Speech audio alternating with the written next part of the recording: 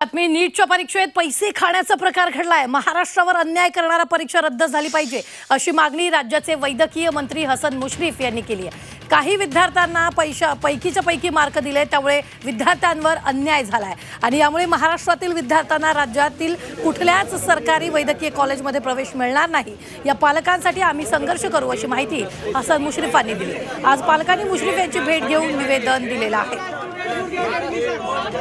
परवा झालेल्या नीटच्या परीक्षेमध्ये इतकी मला वाटते पैसे खाऊनच या परीक्षा झाल्या असतील असं मला वाटतंय।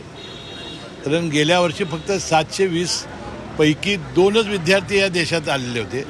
आता एवढी तरी संख्या वाढली आणि ग्रेस मार्क दिलेले आहेत। या निकालामुळं महाराष्ट्रातल्या कुठल्याही मुलाला महाराष्ट्रामध्ये MBBSचा सरकारी हॉस्पिटल सरकारी कॉलेज असतील किंवा खाजगी असतील इथं एकालाही प्रवेश मिळणार नाही असा अतिशय महाराष्ट्रावर अन्याय करणारी ही परीक्षा आहे।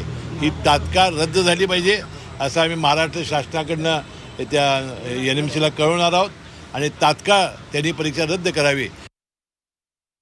मुलं तर इथपर्यंत विचार करतायत की बायोलॉजी घ्यायचं का नाही, तर भारतातले डॉक्टर कसे तयार होतील याचा सर्व जनतेनी NDAच्या जी एक्झाम कंडक्ट करते त्यांनी मनापासून विचार करावा आणि अशा कृत्याला तिथेच थांबवावं आणि जो न्याय घेतलेला माणूस असेल विद्यार्थी असेल त्याला 100% न्याय मिळाला पाहिजे अशी आमची भूमिका आहे।